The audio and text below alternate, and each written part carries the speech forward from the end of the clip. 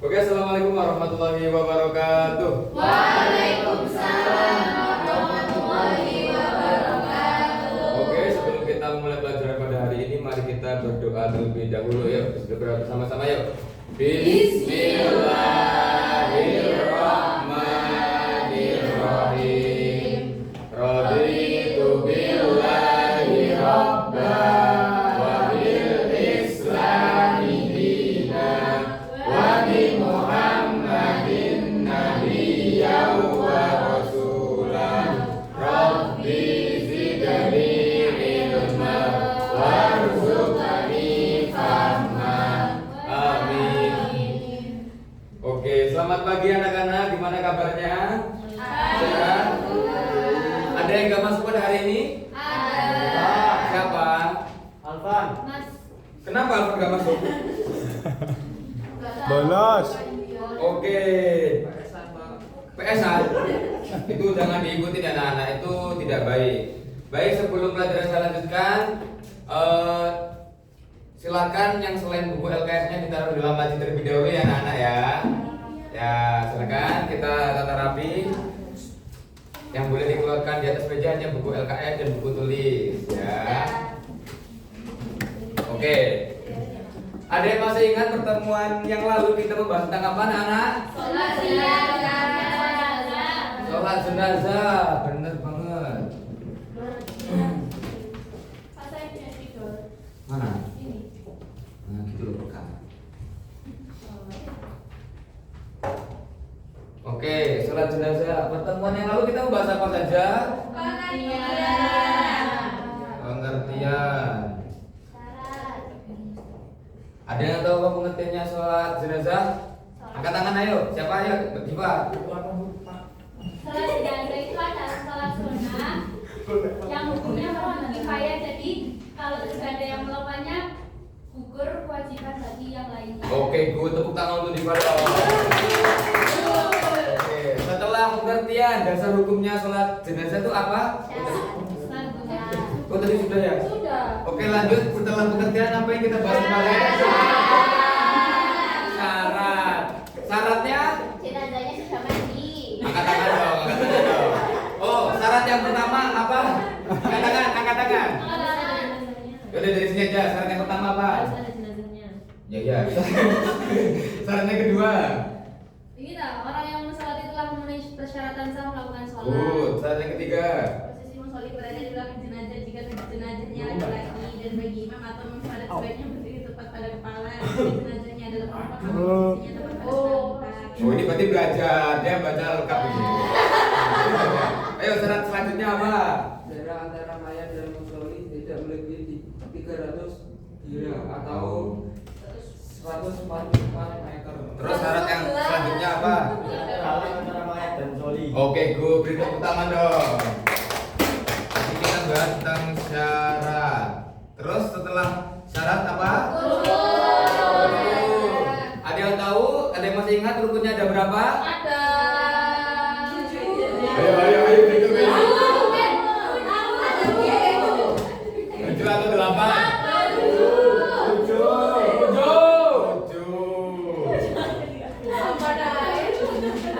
Apa saja?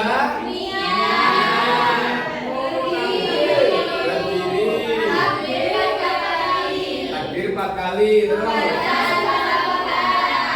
Al-Fatihah. Terus baca sholawat. Setelah takbir terus mendoakan jenazah di setelah takbir ketiga. Yang terakhir adalah membaca salam yang pertama. Nah, ini adalah materi kita pada pertemuan minggu lalu. Nah, tapi minggu lalu kita belum membahas bagaimana caranya melaksanakan sholat jenazah. Hari ini materi kita adalah pelaksanaan sholat jenazah. Oke. Silakan dibuka buku LKS-nya halaman 51. Sudah? Saya juga. Nah, di halaman 51 itu sudah tertera tata cara melaksanakan sholat jenazah. Jadi ada berapa tata caranya? 7. Ada 7 juga. Oke. Yang pertama apa?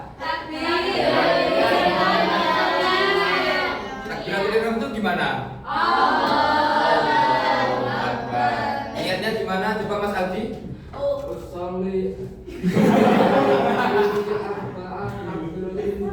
Fatul kifayah imaman lillahi ta'ala. Itu untuk mayit yang laki-laki. Coba Mbak Evi untuk mayit yang perempuan.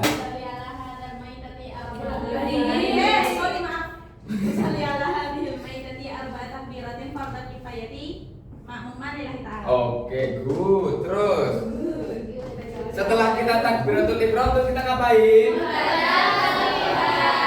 Baca surat Fatihah. Ada yang belum hafal? Loh, orang belum hafal? Hafal, Pak. Oh, hafal. Ya tadi kan habis dikasih roti sama Bu Diva. Terus Ya, itu makan. setelah kita membaca Fatihah kita ngapain lagi? Takbir kedua. Tidak membaca surat-surat. Ya, jadi kalau di sholat jenazah ini berbeda dengan sholat yang kita lakukan sehari-hari ya.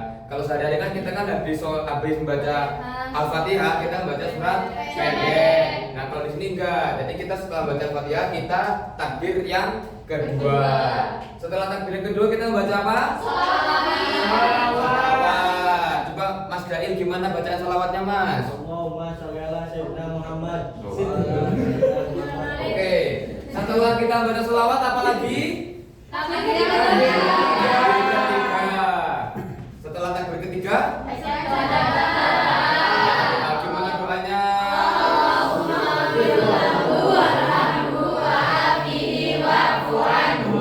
Oke, setelah membaca doa itu,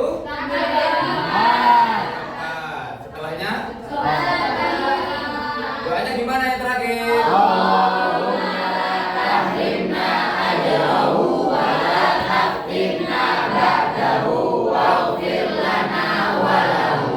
Setelah itu, nggak ada rukuknya.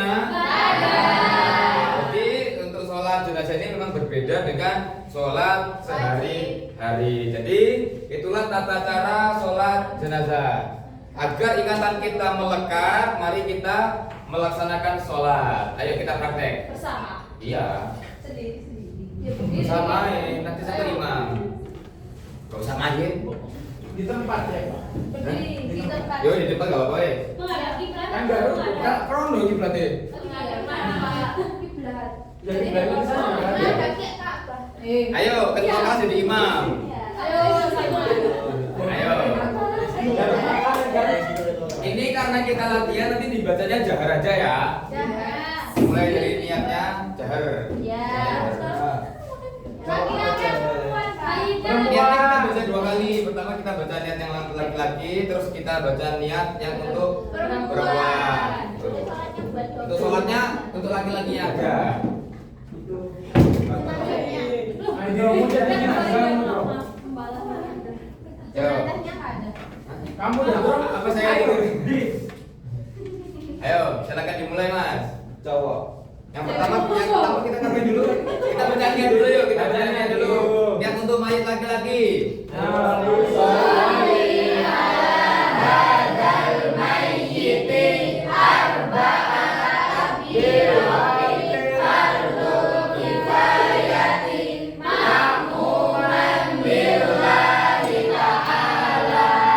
mayat perempuan,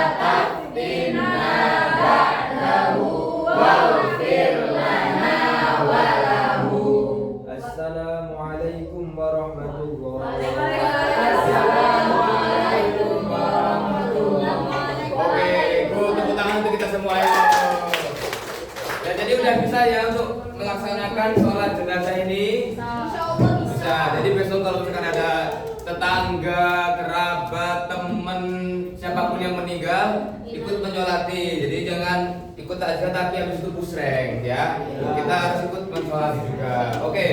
Jadi terkait dengan sholat jenazah ini, apakah ada yang mau ditanyakan? Silakan, ayo Mbak. Itu tadi wafir lahu warhamhu itu buat laki-laki apa perempuan? Laki-laki. Perempuan. Kalau perempuan itu hunya diganti dengan Kalau yang Jadi laki-laki sama perempuan berarti bacanya gimana Pak? kalau cuma dua pakai huma, kalau banyak berarti hum gitu ya. Tetap jenazahnya, Pak. Hah? Nanti buat jenazah. Loh, gini. Apa? Kan kalau laki-laki hu, Ya. kalau perempuan nah, gitu aja. Laki-laki perempuan bunga. Kan satu-satu. Gak boleh dijadikan satu. Nah, itu. Gak boleh dijadikan satu. Nah itu saya belum tahu itu. Iya Iya tak? Berarti kalau boleh berarti pakai hum. Bukan hu. Bunga. Huma. Yang penting jangan dua. Oke, ada yang tanyakan lagi anak-anak? Ada yang tanyakan lagi? Nah, iya tadi posisi saya belum ya. Kalau jenazahnya laki-laki, misalkan ini ya. Nah, Makan Indro. ini posisi sholatnya. Ini anggap aja ini mayat, ini kepalanya. Kalau laki-laki, imamnya berada di mana? Ada yang tahu? Di atas. Oh, jangan di atasnya loh ya. Nah, lurus di kepala. Kalau yang meninggal perempuan, ya,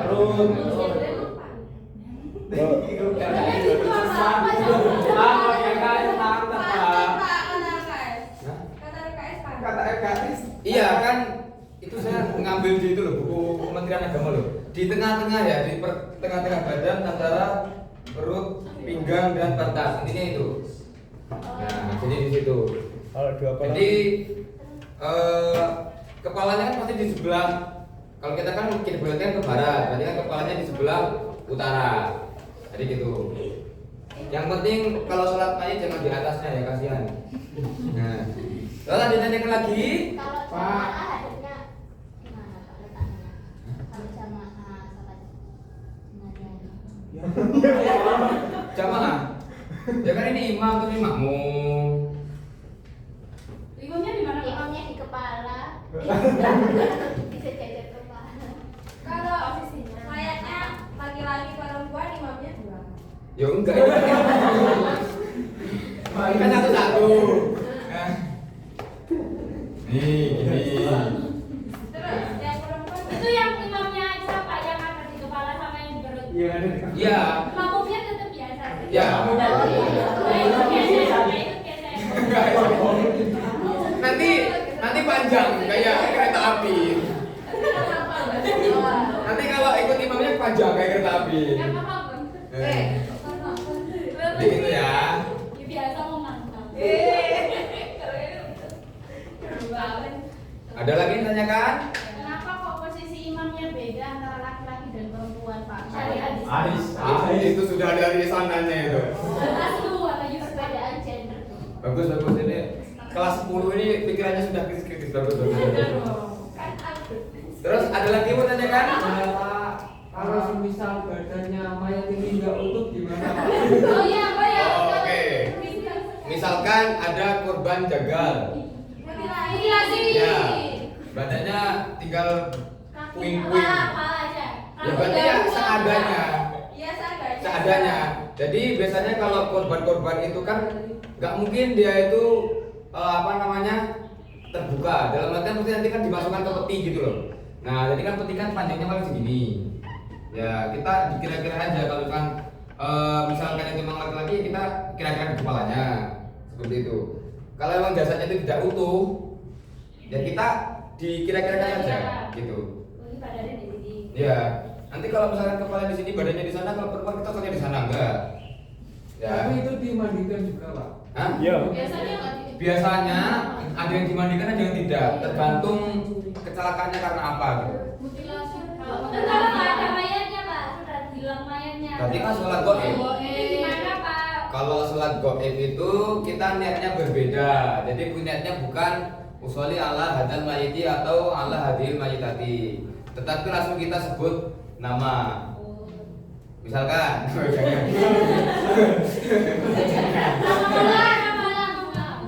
ya.